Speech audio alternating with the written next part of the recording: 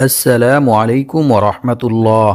প্রিয় দর্শক, আপনি যদি সকাল সন্ধ্যায় এই 5টি ইস্তেগফার পাঠ করে আমল করেন, তাহলে ইনশাআল্লাহ আল্লাহ তাআলা আপনার জীবনের সকল গুনাহ ক্ষমা করে দিবেন এবং মৃত্যুর পর আল্লাহ পাক রব্বুল আলামিন আপনাকে বিনা হিসেবে সরাসরি জান্নাতে প্রবেশ করাবেন। সুবহানাল্লাহ। এছাড়াও আপনি যদি এই ইস্তেগফারগুলি পাঠ করেন, তাহলে আল্লাহ তাআলা আপনার সকল বিপদ আপদ, বালা মুসিবত, দুঃখ কষ্ট, দুশ্চিন্তা, অভাব অনটন, দারিদ্রতা ও ঋণ দূর করে দিবেন এবং আল্লাহ পাক রব্বুল আলামিন আপনাকে গায়বীভাবে অনেক টাকা পয়সা, ধন সম্পদ দিয়ে সাহায্য করবেন। সম্মানিত ভিউয়ার্স, সকাল সন্ধ্যায় কোন 5টি ইস্তেগফার পাঠ করিলে এবং কতবার করে পাঠ করিলে আল্লাহ তাআলা আপনাকে এই সকল পুরস্কারগুলি দান করবেন, সেই 5টি ইস্তেগফার সম্পর্কে জানতে চাইলে ভিডিওটি স্কিপ না করে সম্পূর্ণ ভিডিওটি মনোযোগ দিয়ে দেখতে থাকুন। আর ভিডিওটি ভালো লাগলে লাইক, কমেন্ট, শেয়ার করে চ্যানেলটি সাবস্ক্রাইব করে আমাদের পাশে থাকুন। সম্মানিত ভিউয়ার্স, ইস্তেগফার পাঠ করিলে আল্লাহ তাআলা বান্দার প্রতি অনেক খুশি হন এবং বান্দাকে খুশি হয়ে আল্লাহ তাআলা অসংখ্য অগণিত পুরস্কার দান করেন। সুবহানাল্লাহ। ইস্তেগফার পাঠ করিলে যে শুধু গুনাহ মাফ হয় এমনটা নয়, বরং বান্দার ইস্তেগফারের মধ্যে আল্লাহ তাআলা রেখেছেন অসংখ্য অগণিত পুরস্কার ও উপকার। সুবহানাল্লাহ। যেমন আল্লাহ তাআলা পবিত্র কোরআনের মধ্যে বলেন, আর যে ব্যক্তি আল্লাহকে ভয় করবে, আল্লাহ তাআলা তার সমস্ত সমস্যা থেকে উত্তরণের পথ বের করে দিবেন। আর আল্লাহ তাআলা তাকে এমন জায়গা থেকে রিজিক দান করবেন যা সে কল্পনাও করতে পারবে না। অর্থাৎ তার ধারণার বাইরে থেকে গায়বীভাবে আল্লাহ তাআলা তার রিজিকের ব্যবস্থা করে দিবেন। সুবহানাল্লাহ। আর যে ব্যক্তি আল্লাহর উপর ভরসা করবে, তার জন্য তিনিই যথেষ্ট হবেন। নিশ্চয়ই আল্লাহ তাআলা তার সমস্ত ইচ্ছা পূরণ করবেনই। সুবহানাল্লাহ। আল্লাহু আকবার। সূরাতুত তলাক আয়াত নং 2-3। সম্মানিত ভিউয়ার্স, আল্লাহ তাআলাকে ভয় করার সর্বোত্তম মাধ্যম হচ্ছে তাওবা ইস্তেগফার করা, ক্ষমা প্রার্থনা করা। বান্দার দ্বারা ইচ্ছায় কিংবা অনিচ্ছায় কোনো গুনাহ সংঘটিত হয়ে গেলে বান্দা যদি আল্লাহর ভয়ে, আল্লাহর আযাবের ভয়ে আল্লাহ তাআলার নিকট তাওবা ইস্তেগফার করে ক্ষমা প্রার্থনা করে, তাহলে আল্লাহ তাআলা অনেক খুশি হন এবং বান্দাকে অসংখ্য অগণিত পুরস্কার দান করেন। সুবহানাল্লাহ। আল্লাহর রাসূল সাল্লাল্লাহু আলাইহি ওয়াসাল্লাম বলেছেন, মরুভূমিতে হারিয়ে যাওয়া উট খুঁজে পেয়ে উটের মালিক যতটা খুশি হয় যখন কোনো গুনাহগার বান্দা আল্লাহ তাআলার নিকট তাওবা ইস্তেগফার করে ক্ষমা প্রার্থনা করে, তখন আল্লাহ তাআলা এর চাইতেও অনেক অনেক বেশি খুশি হন। সুবহানাল্লাহ।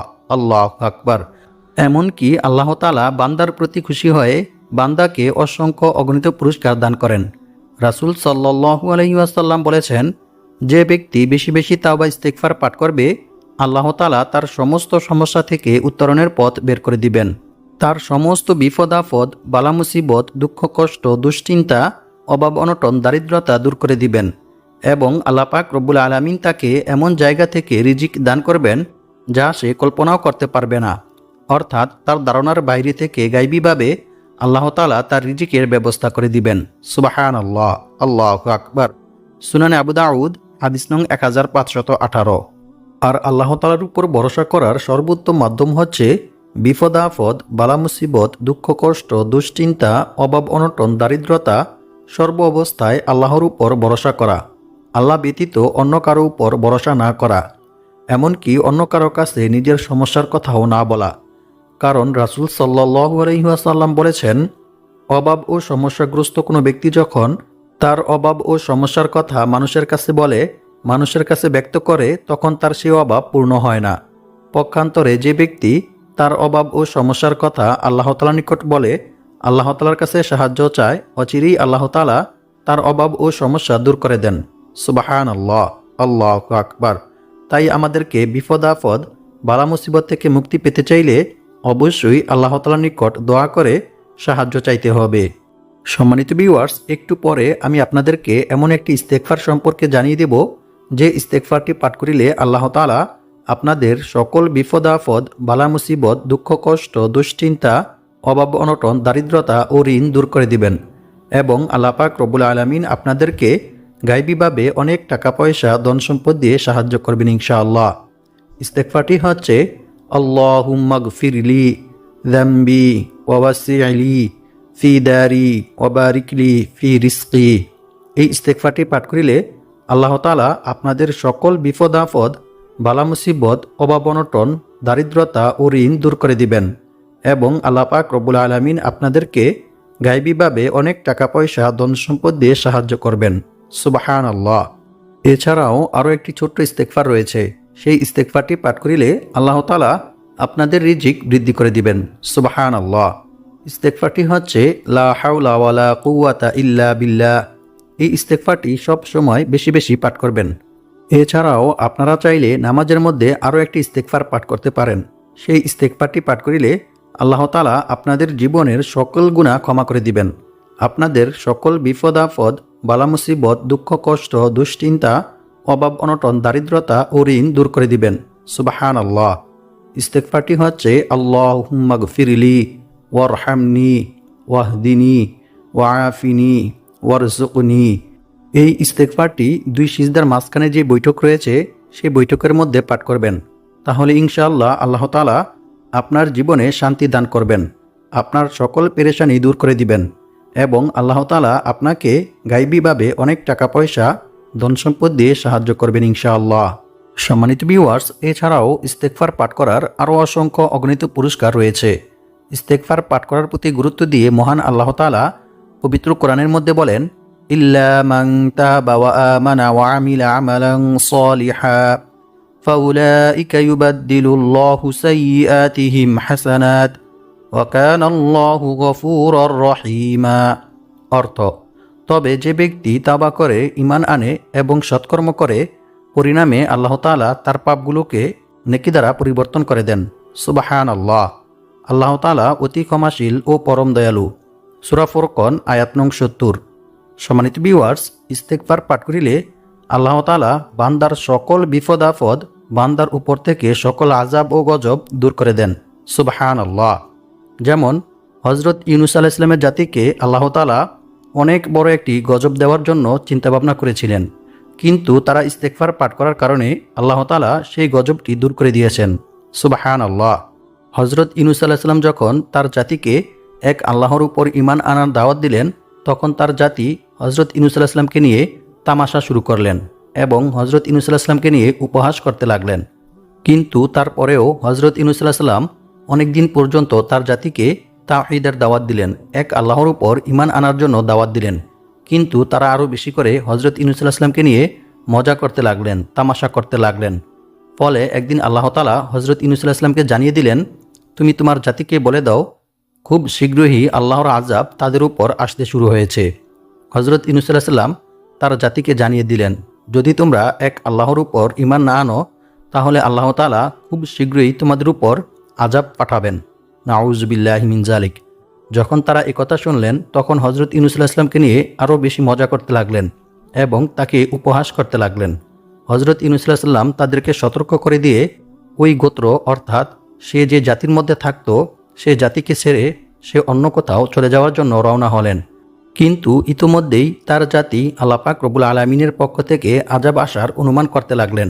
অতঃপর তারা আল্লাহ তাআলার নিকট ক্ষমা চেয়ে এক আল্লাহর উপর ঈমান আনলেন। ফলে আল্লাহ পাক রব্বুল আলামিন তাদের উপরে যে আযাব ও গজব পাঠাতেন, সে আযাব দূর করে দিলেন। সুবহানাল্লাহ। অন্যদিকে হযরত ইউনূস আলাইহিস সালাম ওই গোত্র ছেড়ে অন্য এক গোত্রে যাওয়ার জন্য সমুদ্র পাড়ি জমানোর জন্য একটি নৌকাতে উঠলেন, কিন্তু নৌকাটি মাঝপথে যাওয়ার পর আর সামনের দিকে অগ্রসর হচ্ছে না। এর মধ্যেই আকাশ অনেক কালো হয়ে তুফান হতে শুরু হলো। অতঃপর নৌকার মধ্যে যারা ছিল সবাই বলতে লাগলো, এই নৌকাতে এমন একজন ব্যক্তি রয়েছে যে ব্যক্তি আল্লাহর হুকুম না মেনে অন্য কোথাও যাওয়ার জন্য রওনা হয়েছে। তাই আল্লাহ তাআলা চাইছে না যে ওই ব্যক্তি অন্য কোথাও চলে যাক। তাই আল্লাহ তাআলা আমাদেরকে বিপদের সম্মুখীন করেছেন। সুতরাং নৌকার মধ্যে যারা ছিল সবাই মিলে ওই ব্যক্তিটির নাম উঠানোর জন্য লটারি করলো। কিন্তু যতবারই লটারি করলো, ততবারই লটারির মধ্যে হযরত ইউনূস আলাইহিস সালামের নাম আসলো। তাই তারা সবাই মিলে হযরত ইউনূস আলাইহিস সালামকে নৌকা থেকে ফেলে দিলেন। ফলে একটি বিশাল বড় মাছ এসে হযরত ইউনূস আলাইহিস সালামকে গিলে নিলেন। কিন্তু সেই মাছটি হযরত ইউনূস আলাইহিস সালামকে খায়নি, বরং তার পেটের মধ্যে রেখে দিয়েছেন। অতঃপর হযরত ইউনূস আলাইহিস সালাম মাছের পেট থেকে মুক্তি পাওয়ার জন্য আল্লাহ তাআলার নিকট দোয়া করলেন, লা ইলাহা ইল্লা আনতা সুবহানাকা ইন্নী কুনতু মিনাজ জালিমিন। হে আল্লাহ, আপনি আমাকে এই অন্ধকার জগৎ থেকে আলোর পথে মুক্তি দিন। অতঃপর আল্লাহ তাআলা হযরত ইউনূস আলাইহিস সালামের দোয়া কবুল করলেন। ফলে ওই মাছটি হযরত ইউনূস আলাইহিস সালামকে নদীর কিনারায় এনে ছেড়ে দিলেন। সুবহানাল্লাহ, আল্লাহু আকবার। এছাড়াও রাসূল সাল্লাল্লাহু আলাইহি ওয়াসাল্লাম বলেছেন, কোনো ব্যক্তি যখন লা ইলাহা ইল্লা আনতা সুবহানাকা ইন্নী কুনতু মিনাজ জালিমিন এই দোয়া পাঠ করে, এর উসিলায় আল্লাহ তাআলার নিকট দোয়া করে, তখন আল্লাহ তাআলা তার দোয়া কবুল করেন। সে এই দোয়ার উসিলায় আল্লাহ তাআলার নিকট যা চান আল্লাহ তাআলা তাকে তা দান করেন। সুবহানাল্লাহ। সম্মানিত ভিউয়ার্স, এভাবে যারাই আল্লাহ তাআলার নিকট তাওবা ইস্তেগফার করবে, ক্ষমা প্রার্থনা করবে, আল্লাহ তাআলা তাদের সকল বিপদ আপদ, বালা মুসিবত, অভাব অনটন, দারিদ্রতা ও আযাব এবং গজব দূর করে দিবেন। সুবহানাল্লাহ। এছাড়াও অন্য এক হাদিসে বলা হয়েছে, এক ব্যক্তিকে আল্লাহ তাআলা মৃত্যুর পরেও ক্ষমা করে দিয়েছিলেন, শুধুমাত্র আল্লাহ তাআলার নিকট তাওবা ইস্তেগফার করার কারণে। সুবহানাল্লাহ, আল্লাহু আকবার। এই ঘটনাটি খুবই বিস্ময়কর একটি ঘটনা। তাই ঘটনাটি বুখারী শরীফের মধ্যে বর্ণনা করা হয়েছে। রাসূল সাল্লাল্লাহু আলাইহি ওয়াসাল্লাম বলেন, এক ব্যক্তি জীবনে কোনো ভালো কাজ করেনি, সারাটি জীবন শুধু গুনাহের কাজ করেছে, কিন্তু মৃত্যুর পূর্বে সে তার সন্তানদেরকে বলল, হে আমার সন্তানেরা, আমি যখন মারা যাব, ইন্তেকাল করব, তখন তোমরা আমার শরীরটাকে পুড়িয়ে ফেলবে। অতঃপর আমার শরীরের পোড়া ছাইগুলির অর্ধেক অংশ সালি জমিনে ছড়িয়ে ছিটিয়ে দিবে, আর বাকি অর্ধেক অংশ সালি সাগরে ছড়িয়ে ছিটিয়ে দিবে, যাতে করে আল্লাহ তাআলা আমাকে না পায়। কারণ আল্লাহ তাআলা যদি আমাকে পেয়ে যান, তাহলে এমন শাস্তি দিবেন যে শাস্তি আল্লাহ তাআলা পৃথিবীর আর কাউকে দেননি। সুতরাং আমার মৃত্যুর পরে তোমরা এই কাজটি করবে। ফলে ওই ব্যক্তি যখন মৃত্যুবরণ করল, তখন তার সন্তানেরা ওই ব্যক্তির শরীরটাকে পুড়িয়ে ফেলল। এরপর তার শরীরের পোড়া ছাইগুলির অর্ধেক অংশ সালি জমিনে ছড়িয়ে ছিটিয়ে দিল, আর বাকি অর্ধেক অংশ সালি সাগরে ছড়িয়ে ছিটিয়ে দিল। কিন্তু আল্লাহ তাআলা জমিনকে হুকুম দিলেন, হে জমিন, তোমার মধ্যে আমার বান্দার যতটুকু অংশ আছে তা তুমি একত্রিত করো। জমিন আল্লাহর হুকুম মতো তাই করলেন। অতঃপর আল্লাহ পাক রব্বুল আলামিন সাগরকে হুকুম দিলেন, হে সাগর, তোমার মধ্যে আমার বান্দার যতটুকু অংশ আছে তা তুমি একত্রিত করো। সাগর আল্লাহর হুকুম মতো তাই করলেন। অতঃপর আল্লাহ পাক রব্বুল আলামিন উভয় অংশকে একত্রিত করে তাকে জিজ্ঞেস করলেন, হে আমার বান্দা, কেন তুমি এরূপ করেছ? তখন ওই ব্যক্তি আল্লাহ তাআলাকে বললেন, হে আল্লাহ, কেন আমি এরূপ করেছি সেটা আপনি ভালো করেই জানেন। আপনার ভয়ে, আপনার আযাবের ভয়ে আমি এমনটা করেছি।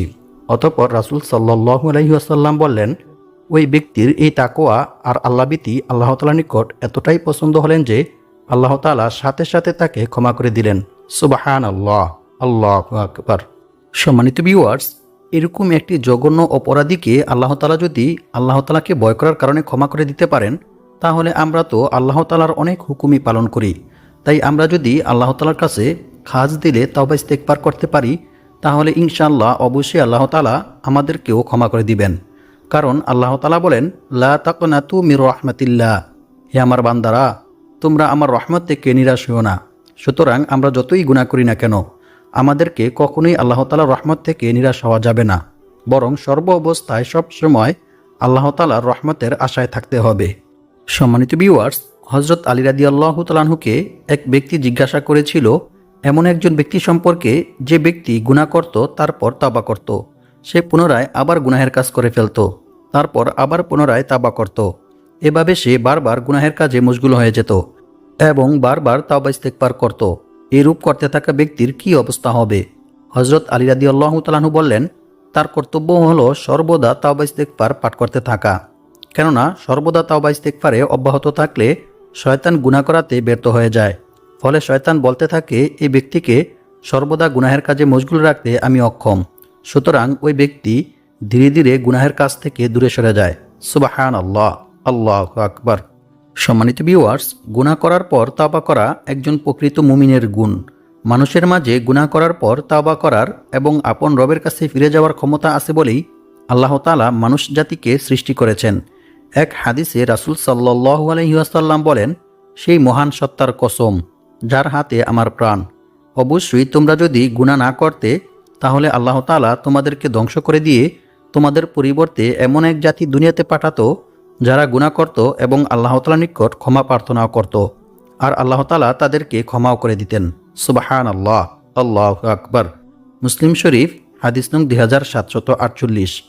অন্য এক হাদিসে বলা হয়েছে, রাসূল সাল্লাল্লাহু আলাইহি ওয়াসাল্লাম বলেছেন, নিশ্চয়ই আল্লাহ তাআলা বান্দার তাওবা কবুলের জন্য পশ্চিম দিকে একটি দরজা খুলে রেখেছেন, যার প্রশস্ততা হচ্ছে 70 বছরের পথ। সূর্য পশ্চিম দিকে উদয় না হওয়া পর্যন্ত এ দরজা বন্ধ করা হবে না। সুবাহান আল্লাহ, আল্লাহু আকবার।